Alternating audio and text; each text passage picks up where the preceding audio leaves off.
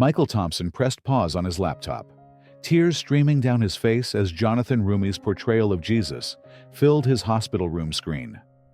Stage 4 pancreatic cancer had ravaged his body for 6 months, but watching The Chosen was the only time he felt peace anymore. The doctors had given him 2 weeks, maybe less. At 42 years old, he was dying, and his faith was hanging by a thread. He didn't expect the soft knock on his door at 8:47 p.m. "Michael," a familiar voice said quietly. He looked up and froze. Standing in his doorway was Jonathan Roumie himself, still wearing the simple clothes that reminded him of his Jesus costume. But his eyes held something different, something that made his heart race despite his weakness. "Mr. Roumie, how did you—" Michael tried to sit up straighter, his hands shaking as he reached for the pause button, embarrassed that he'd caught him watching his show. Jonathan stepped into the room, pulling up the plastic hospital chair beside his bed. "Please, call me Jonathan, and don't turn it off. That episode you were watching? The one where Jesus heals the man who'd been suffering for years?" He paused, his eyes never leaving Michael's. "Michael, I need to tell you something about that scene. Something that's going to sound impossible, but it's the reason I'm here tonight." Michael's breath caught in his throat. This couldn't be real. One of the most famous Christian actors in the world was sitting beside his deathbed, and he was talking like he knew him personally. "I know you're wondering how I found you," Jonathan continued, his voice gentle but urgent. "I know you're thinking this is some kind of charity visit, some random act of kindness. But Michael, nothing about this is random. 3 months ago, while filming the scene you just watched, something happened that changed everything I thought I knew about acting, about faith, about why I was chosen to play Jesus." He leaned forward, his eyes intense. "And it led me straight to this hospital room, to you, tonight. Because what I'm about to tell you isn't just going to change your life, Michael. It's going to change the lives of millions of people who are watching The Chosen. People who are suffering just like you. People who think God has forgotten them." Michael felt something stirring in his chest, a warmth he hadn't experienced since his diagnosis. "What are you talking about?" he whispered. Jonathan reached into his jacket and pulled out a worn piece of paper, his hands trembling slightly. "This is going to sound impossible, but I wrote your name on this paper 3 months before you were even diagnosed. I wrote down details about your life that I couldn't possibly know. And Michael," he paused, studying his face carefully, "I know exactly why you're really dying, and it's not what the doctors think." Michael stared at Jonathan in disbelief, his heart pounding so hard he could hear it over the steady beep of his monitors. "That's impossible," he whispered, but even as he said it, something deep inside him was stirring. For 6 months, he had felt completely alone in his battle with cancer, abandoned by the God he had served faithfully since childhood. His prayer life had dried up, his church visits had stopped, and the only time he felt any connection to his faith was when he watched Jonathan portray Jesus on The Chosen. Now he was sitting beside his bed, claiming he had somehow known about him before he was even sick. "Michael, I know what you're thinking," Jonathan said softly, his voice carrying the same gentle authority he had heard him use as Jesus.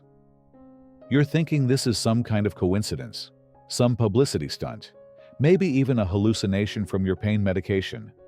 But I need you to understand something crucial."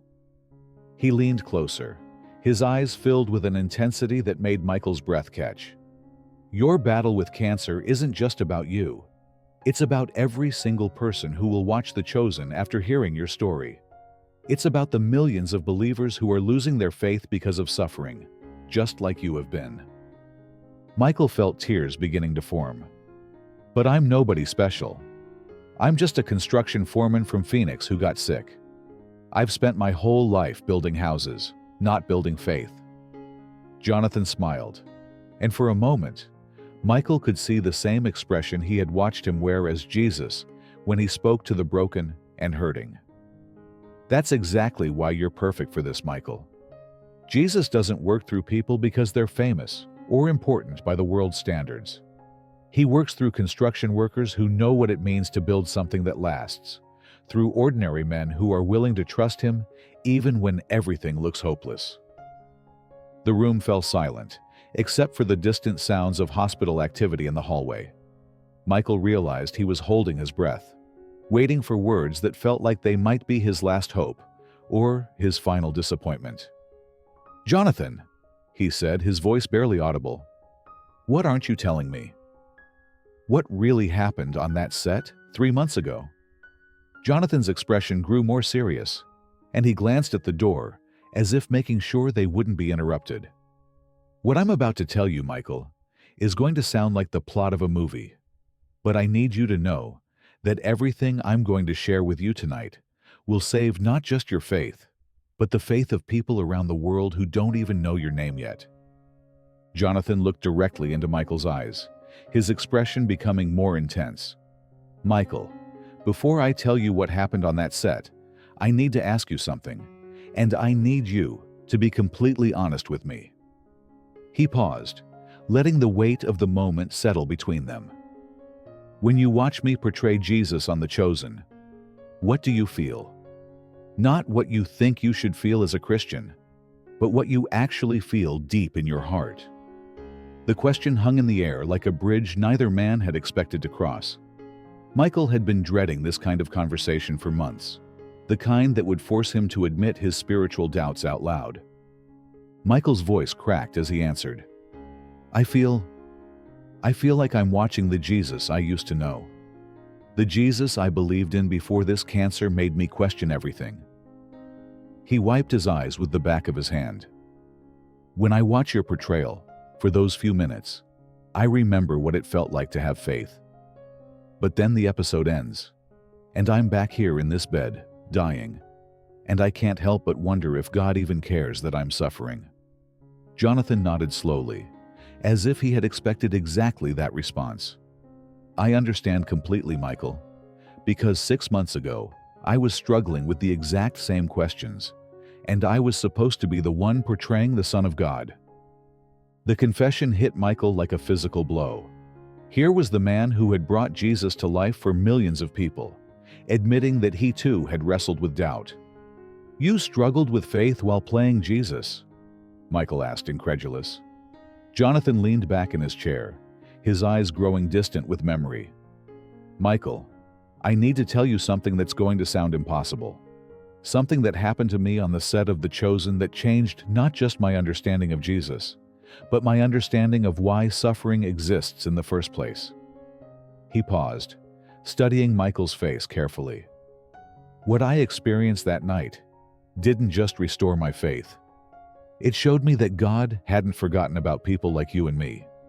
In fact, He had been preparing something incredible."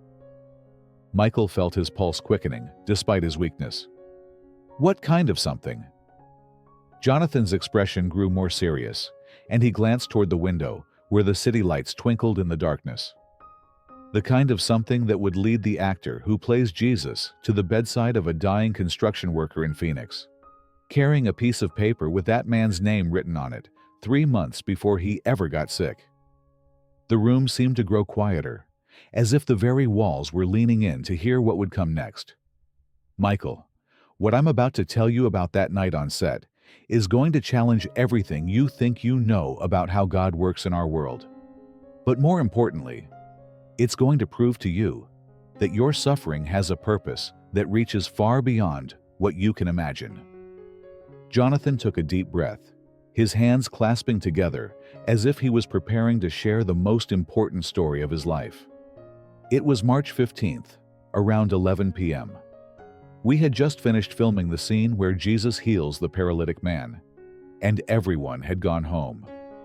I was alone on the set, still wearing the costume, sitting in the same spot where we had filmed Jesus praying. His voice grew quieter, more reverent. "I was struggling, Michael. Here I was, supposed to be portraying the Son of God, but inside, I felt empty, disconnected. I kept thinking, how can I show people Jesus when I'm not even sure I truly know him myself." Michael leaned forward as much as his weakened body would allow, captivated by the vulnerability in Jonathan's voice. "That's when I felt it," Jonathan continued, his eyes growing distant with the memory. "A presence behind me. Not like someone walking up, but like someone had always been there, and I was just now noticing." I turned around, expecting to see a crew member who had forgotten something, but the set was completely empty. Just me and the darkness. Jonathan's hands began to tremble slightly. Then I heard my name. Not Jonathan, not John, but the name my grandmother used to call me when I was little. Jonathan. No one had called me that in 20 years. The hospital room seemed to grow smaller, more intimate, as if the outside world had faded away. The voice said, "Your work here isn't just acting, son. You're preparing hearts for what's coming." Jonathan's voice broke slightly. "Michael," I spun around looking everywhere, but I was completely alone. That's when I felt it. A warmth spreading through my chest, like someone had lit a fire inside my heart. And then, he paused, struggling with the words. Then I saw him. The simple statement hung between them like a thunderclap. "Saw who?" Michael whispered, though somehow he already knew the answer.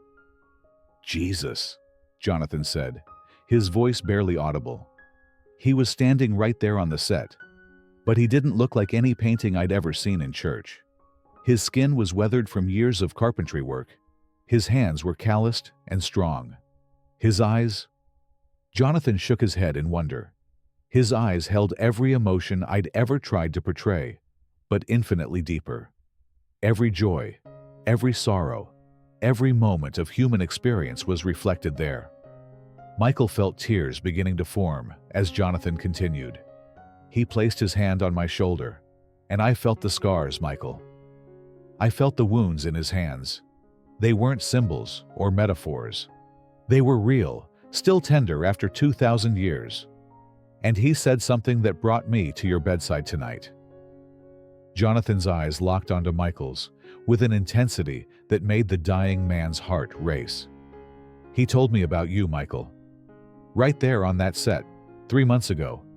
He told me about you.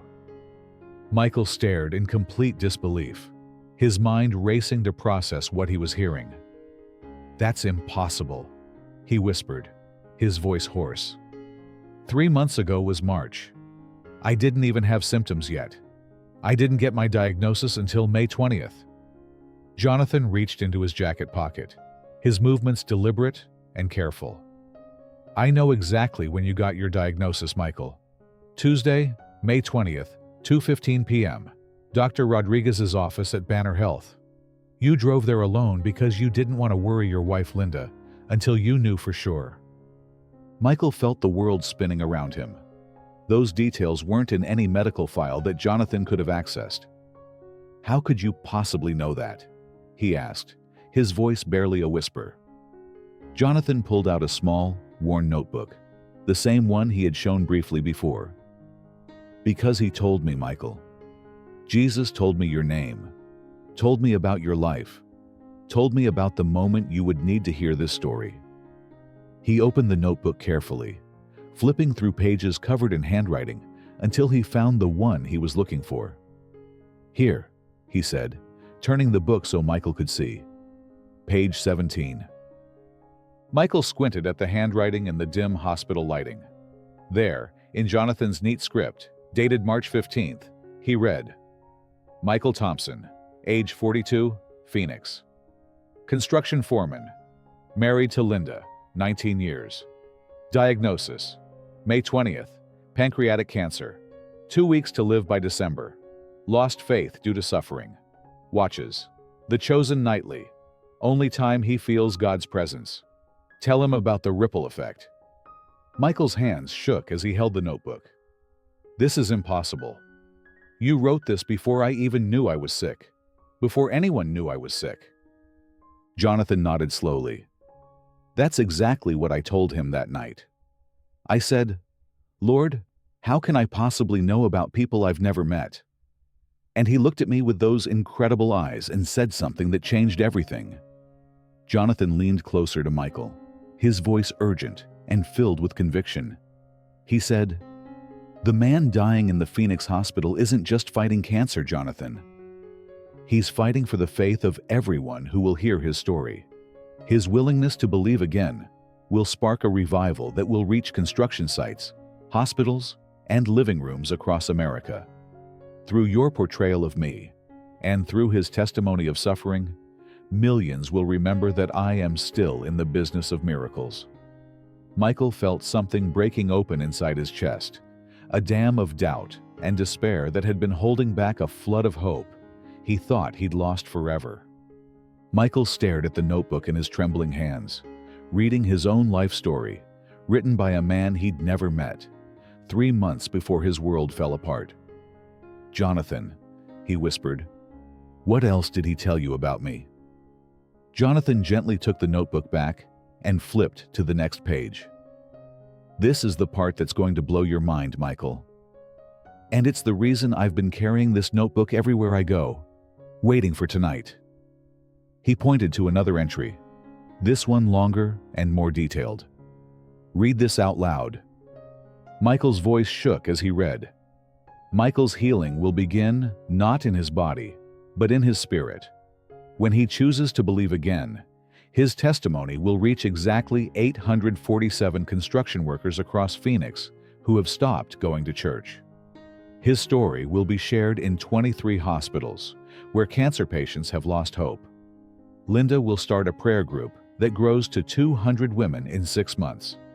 Through social media posts about his journey, 15,000 people will return to watching The Chosen, and 3,847 will recommit their lives to Christ." Michael looked up, his eyes wide with disbelief. "These numbers, they're so specific. How could anyone know this?" Jonathan's expression grew more intense. "Because God sees the ripple effect before the stone even hits the water, Michael. Your choice to believe again tonight isn't just about you. It's about every single person whose life will be changed by your testimony." He flipped to another page, his hands moving with practiced precision. "But here's the part that will prove to you that none of this is coincidence." He showed Michael another entry. At exactly 9:23 p.m. on December 18th, while Jonathan is visiting Michael, Linda will call the hospital room. She will say she felt an overwhelming urge to pray for her husband and couldn't explain why. She will have been praying for exactly 37 minutes when she calls. Michael glanced at the clock on his bedside table. It was 9:21 p.m. His heart began racing as he realized what Jonathan was saying. "You're telling me that in 2 minutes, my wife is going to call, and she's been praying for 37 minutes. Jonathan nodded, his eyes never leaving Michael's face. "And when she calls, Michael, she's going to tell you something she's never told you before. Something about a dream she had 3 nights ago. A dream about you being healed, about you standing in front of hundreds of people, sharing your story." The room fell completely silent, except for the steady beep of monitors and the distant hum of hospital machinery. At exactly 9:23 p.m., Michael's phone rang. The caller ID showed Linda's picture, and with shaking hands, he answered. "Linda?" Her voice came through clear and emotional. "Michael, honey, I know this is going to sound crazy, but I've been praying for you for the last 37 minutes, and I couldn't shake the feeling that something incredible was happening in your room right now." Michael looked at Jonathan with tears streaming down his face. "Linda," he whispered, "I need to tell you something. You're not going to believe who's sitting beside my bed right now." As he spoke, Michael realized that his pain, the constant, crushing pain that had been his companion for months, was beginning to fade. Not disappear, but fade, as if someone was slowly turning down the volume on his suffering. Michael set the phone down after telling Linda about Jonathan's impossible visit, his hands still shaking from the miracle of her perfectly timed call. The pain that had been his constant companion for months continued to fade, replaced by something he hadn't felt since his diagnosis: hope. "Jonathan," he said, his voice stronger than it had been in weeks. "What does he want from me? What am I supposed to do with all of this?" Jonathan leaned forward, his eyes bright with the same intensity Michael had seen him portray as Jesus in the most powerful scenes of The Chosen. "The same thing he's always wanted from everyone who follows him, Michael. Your heart, your story, your willingness to trust him even when the outcome is uncertain." Jonathan reached for his notebook one final time, turning to the very last page. "Michael, I need to read you exactly what he told me that night about your future." His voice grew reverent as he read, "Michael's physical healing will begin tonight, but his spiritual healing has already started. He will not die in 2 weeks, as the doctors predicted. He will live to see his granddaughter born, to walk Linda down the aisle at their daughter's wedding, and to speak at cancer support groups across the country.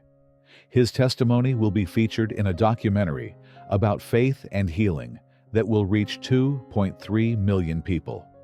But most importantly, he will become living proof that I still work miracles. Not always through instant healing, but always through restored hope." Michael felt tears streaming down his face as the weight of these words settled into his heart. "You're telling me I'm going to live? That this cancer isn't going to kill me?" Jonathan smiled, and for a moment, Michael could see Jesus himself in that expression. "I'm telling you that your story doesn't end with death, Michael. It begins with resurrection. Not just your body being healed, but your faith being restored, your marriage being strengthened, and your testimony touching lives you'll never even know about." As if to confirm these words, Michael's phone buzzed with a text from his daughter Sarah, whom he hadn't heard from in 3 months. "Dad, I don't know why, but I feel like I need to come see you tonight. I love you, and I'm praying for you." Jonathan stood up slowly, placing his hand gently on Michael's shoulder, just as Jesus had done to him that night on the set. "Michael, the ripple effect has already begun. Your wife's 37-minute prayer, your daughter's sudden urge to visit, the fact that your pain is already diminishing. These aren't coincidences. These are the first waves of a miracle that will spread far beyond this hospital room." He pulled out a card from his wallet and placed it on Michael's bedside table. "This is my personal number. I want you to call me in 1 week and tell me about your next doctor's appointment. And Michael," he paused at the door, "when you're ready to share your story with the world, when you're ready to help other people find hope in their darkest moments, I'll be right there beside you, just like Jesus has been beside both of us all along." As Jonathan disappeared into the hospital hallway, Michael lay back against his pillows, feeling more alive than he had in months.